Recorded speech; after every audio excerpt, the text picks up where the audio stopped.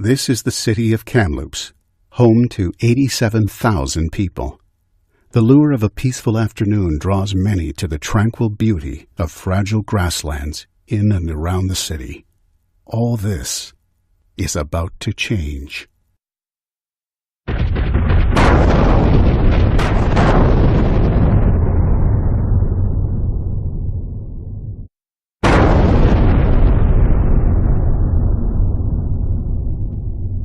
Is this the future of Kamloops? KGHM Polska, a large foreign company with little experience in open-pit mining, is proposing to operate a huge open-pit mine within city limits. It's not just any mine. The size, the location, and the special risks of this mine make the decision on the Ajax mine a significant one for any city.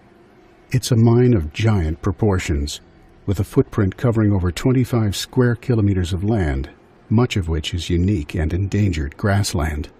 Wrapped around the proposed western perimeter of the open pit is the Kinder Morgan pipeline, planned for double or triple expansion. Parts of the mining operation would be located as close as 1.5 kilometers from houses, with ore stockpiles as close as 1.25 kilometers from an elementary school. Although Kamloops has coexisted with more distant mining operations, people are understandably concerned about many aspects of this particular project, so much so that many plan to leave if the proposal is approved.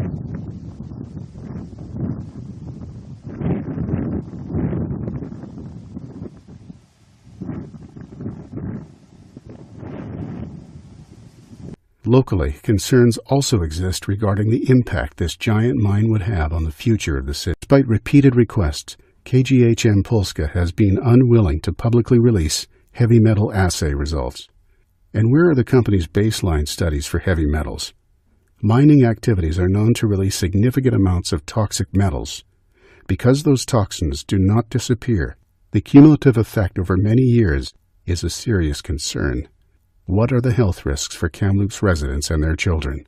The mine operation will crush 205,000 tons of waste rock and ore daily and will produce dust in a finely ground form like talcum powder. Fugitive mine dust will contain the toxic materials of the mining operation and will be carried by the prevailing winds to the river valley, thus affecting the downtown and North Kamloops as well as other parts of the city. During inversions, toxic pollution from the mine will be locked over the city. Dust control efforts will require large quantities of water and thus create a difficult choice. Sufficient water to control toxic dust will risk addition of water to the soil, creating problems with soil stability. Leaching and soil stability risks or proper control of toxic dust. Who will be making the choice, and who will monitor it?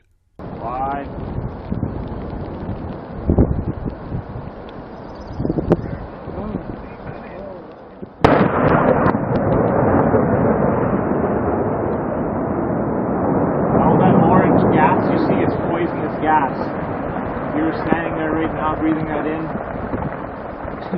you'd be clearing out.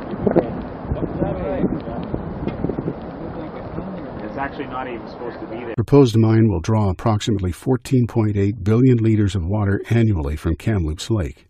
The water will be pumped uphill. All hydropower required by the mine will be heavily subsidized by the taxpayer, whose residential and small business hydro rates will increase dramatically in the next 5 years. Some of the water used by the mine will evaporate, creating more fog and haze and less sunshine in parts of the city. An even greater concern is that water for dust control will move through the permeable waste rock piles and enter the groundwater. The location of the east waste rock pile above the Peterson Creek aquifer intensifies water contamination concerns.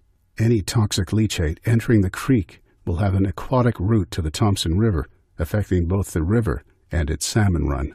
Also, there is the risk that the water recharge into the soil will add to the existing problems of soil stability in Aberdeen, which already requires round-the-clock pumping to de-water certain areas to guard against slides.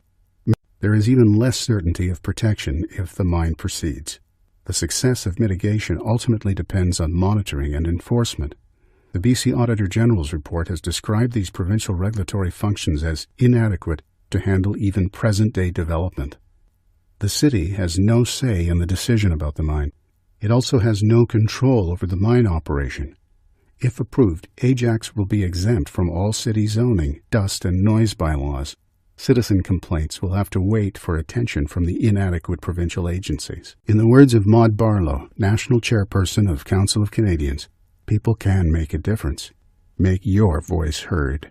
I think the story here is that if people fight really hard and the community says no to something that's bad for the community, bad for the land, bad for the water, they can stop it.